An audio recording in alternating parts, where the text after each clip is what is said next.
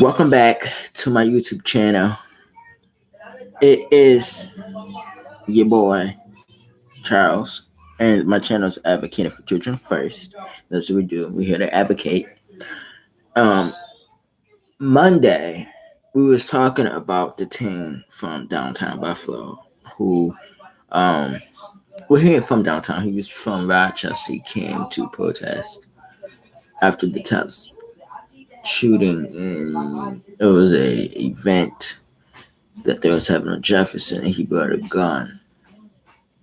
There's another case. This is a whole different case that happened today, and when we talk about violence, violence is real. And this story is out of Hamburg, New York, and we have a 15-year-old who's charged after allegedly stabbing a 16-year-old in the head and torso. You know, what is wrong with people and their mentality?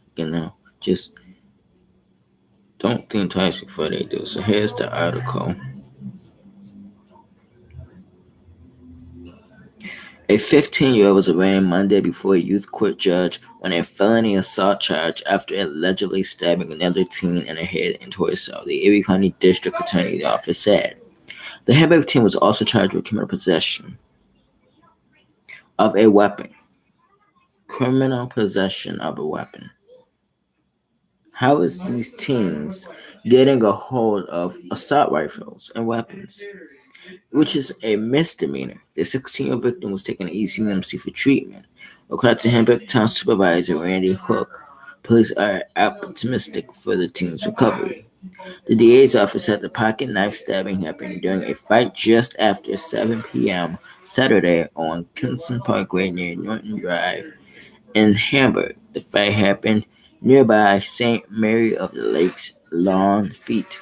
Church officials told us for a group of teenagers had been wreaking havoc for days prior to the stabbing. The juvenile offender is scheduled to return to court at 11 a.m. Wednesday, June 22nd for a case review. He was released to his parents.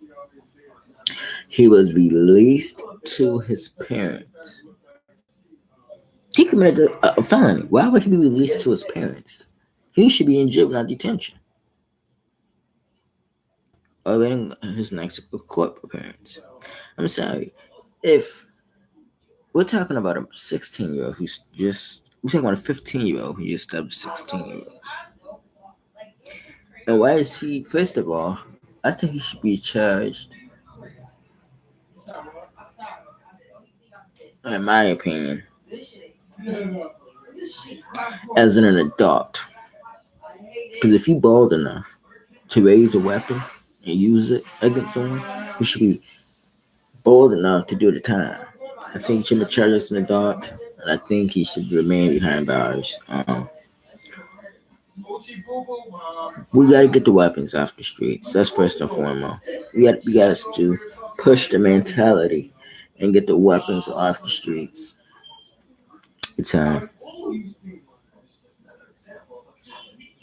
It's very important, and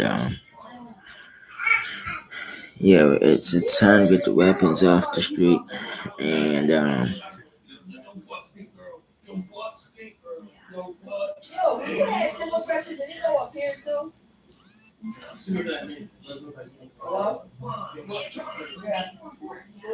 it really smelled like collard greens. She was getting collard greens? She did greens.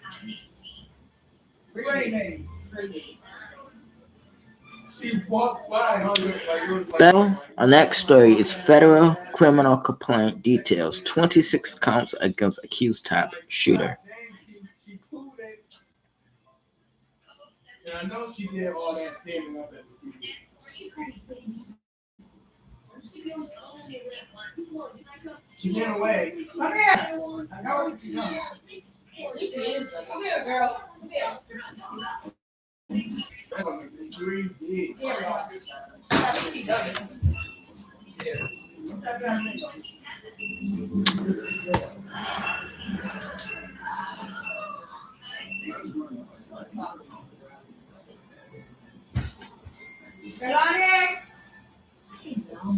Federal charges are being filed against the 18-year-old accused of fatally shooting 10 people at the Top store in Jefferson Avenue. The U.S. District Court for the Western District of New York has filed a 26-count criminal complaint against Peyton Gendron. Here are the charges. Hate crime resulting in death, that's 10 counts. Hate crime involving bodily injury and attempted to kill, that's 3 counts. Use of a firearm to commit murder during in relation to a crime of violence, that's 10 counts. Use and discharge of a firearm during in relation to a crime of violence, that's 3 counts. If convicted of the federal charges of use of a firearm to commit murder during in relation to a crime of violence, the alleged shooter could face the death penalty. In the criminal complaint, federal officials alleged that his motive was to prevent black people from replacing white people and eliminating the white race, and to inspire others to commit similar attacks. He was accused of firing approximately 60 shots based on a ballistic evidence, the complaint says. After Gendron killed victim 7, he turned and aimed his rifle at a white male Tops employee, who at some point during the attack had been shot in the leg and injured rather than shooting him. Gendron said sorry to the victim Amy for moving on through the rest of the story in search of more black people to shoot and kill, the complaint said. The complaint read. On the rifle used in the crime, federal officials said they were writing including racial slurs and names of others who have committed mass shootings. Along with that, it is alleged that Herschel reparations and the Great Replacement were written on the gun. In his bedroom, a handwritten note where he apologized to his family for committing the attack, which is allegedly stated that he had to commit, was found during a search of his home. Federal officials allege also found was a receipt for the purchase of a candy bar at the Top store on March 8th and had written sketches of what appeared to be the entire layout of the store. Previously, the accused shooter was already indicted on 25 other crimes. Domestic act of terrorism motivated by hate in the first degree, murder in the first degree, 10 counts, murder in the second degree as hate crime, 10 counts, attempted murder in the second degree as a hate crime, 3 counts, criminal possession of a weapon in the second degree, and armed felony. No one in New York have previously been indicted on charge of domestic act of terrorism motivated by hate in the first degree, and indictment can be read here. On Wednesday, U.S. Attorney General Merrick Garland came to Buffalo to pay respect to the site of the mass shooting on Buffalo's east side. He and U.S. Attorney Training Ross will be meeting with families of the victims as well. Now, do I think this evil, wicked son of a gun should receive the death penalty? Absolutely, yes. He's the type that needs to just be forgotten about. What he did was evil, wicked, despicable. What he did changed so many people's lives forever. And he needs to pay. I think he would need to pay with his life to what he did. I was gonna do 2 stories, but I think I'm gonna do 2 more stories. It's been a lot going on. Been a lot of stories going on. A lot of stories going on in the news.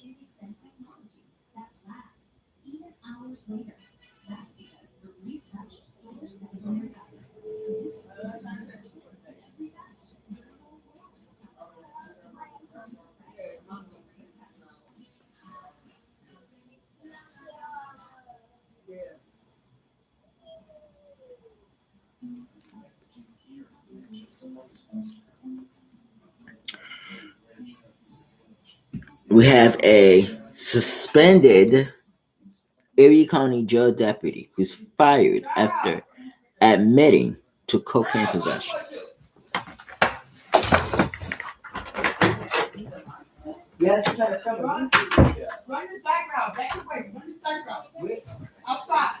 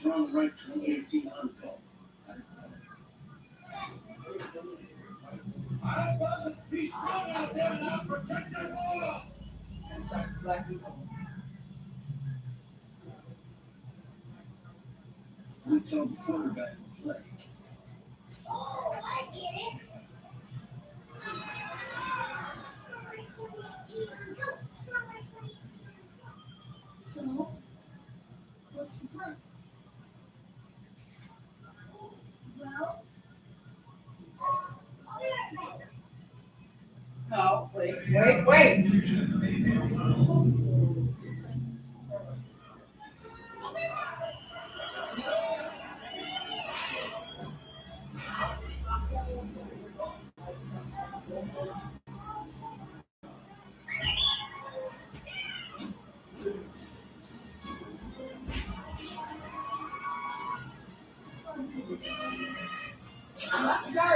I been did that, sir.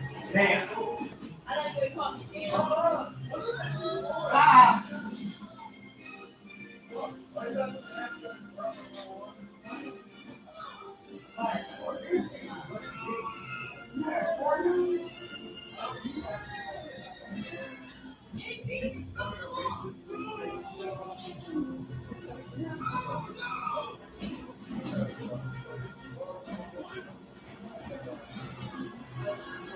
Get out. Come walk. Come.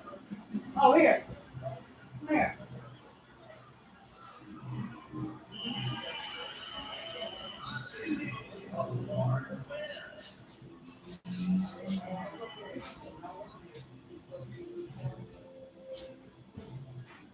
Leave the shoe alone. Leave it alone.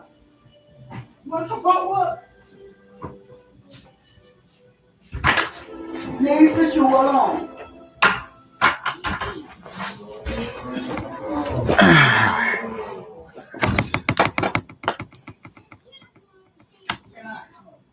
Look at that. Here. Go over it. Take that out. Suspended Erie County jail deputy fired after admitting to cocaine possession.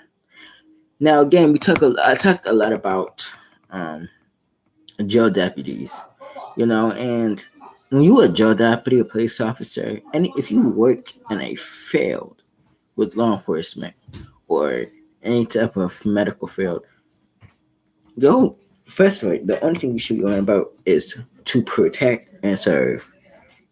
You want to do cocaine, you do that at home or behind closed doors. You don't, you know, use drugs during work before you go to work because you get terminated. An Erie County judge deputy has been fired after pleading guilty to drug charges. John Gino was arrested in October of 2020, so that was last year. A sheriff's deputy had stopped the Hamburg resident on Mount Street Road and searched him. He was around 10. It was around 10:30 at night, and at the time, Ginger was off duty. During the search, authorities said a small quantity of cocaine was found in his vehicle, and initially charged with a felony. The accusation against Ginger was reduced to a seventh-degree criminal possession of a controlled substance due to the low weight of the drug. After his arrest, Jonas was suspended without pay. He pleaded guilty in May and remained suspended without pay, subsequently being fired on June 10th when he sentenced when he is sentenced. So he's fired on June 10th when he's sentenced on July 19th. Virginia could spend up to a year in jail. I'm gonna tell you why he could spend up to a year in jail. This is his picture, John DeJuno. Bam.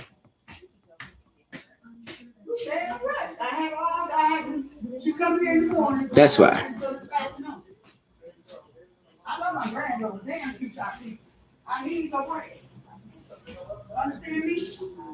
Remember, officers get misdemeanor charges. They don't get felony charges.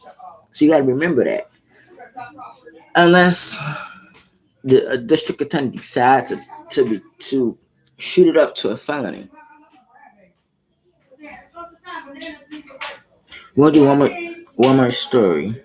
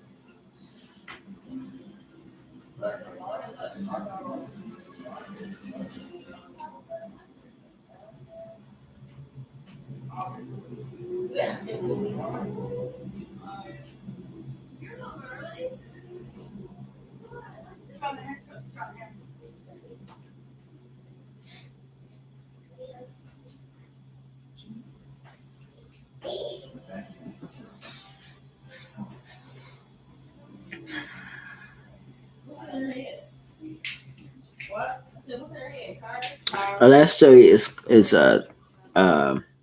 search for Harmony Montgomery returns to father's apartment. Guess with child for missing. Manchester. Let's see. Manchester, New Hampshire. The search for 8-year-old Harmony Montgomery had led investigators to a second floor apartment where her father and stepmother once lived in Manchester, New Hampshire. FBI agents dressed in white plastic suits carried a refrigerator out of the home, wrapped in bizarre tape. It was then loaded into a truck. Harmony was last seen in 2019 when she was 5 years old. Authorities, however, did not know she was missing until last year. I don't know how you don't know that somebody's missing since last year. Harmony mother Crystal Surrey said she was relieved to find out police were at the apartment. I was kind of relieved because I have told police they need to look further into the building since the beginning. She said it was my intuition. Surrey has been desperate to find her daughter and is pointing fingers at Harmony's father, Adam Montgomery, who's locked up on child abuse charges, and his current wife, Kayla Montgomery. Kayla Montgomery, 31, bond out of jail last week. She's accused of lying during grand jury testimony about the investigation and illegally collecting food stamps in Harmony's name. She has been ordered to have daily check-ins with police, continue her substance abuse treatment, and have no contact with Harmony's father. Harmony lived with the father and stepmother prior to her disappearance because Zoe was battling a drug addiction. The decision to give her father custody, despite his violent criminal past, sparked a state investigation into how child welfare cases are handled. Law enforcement is not yet saying whether they found inside the apartment, but the FBI evidence team doesn't appear to be leaving anytime soon. Authorities have blocked off roads and set up a tent outside the building. They even brought in an air conditioning unit as temperatures rose. So he said she does not know if Harmony is still alive. I don't know anymore. She said, I'm trying to hang on to hope and I'm hoping she is still alive.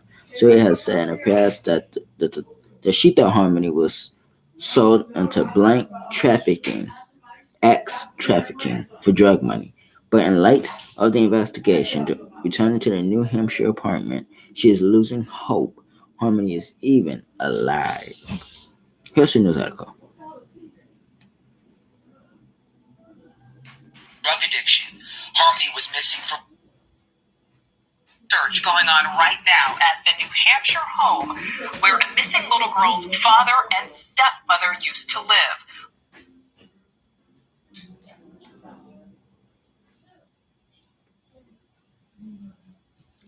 My closing thoughts. Parents look like they're on drugs and Shane had look like the parents' faces looks like they've been doing drugs for the past couple of years and shouldn't have any contact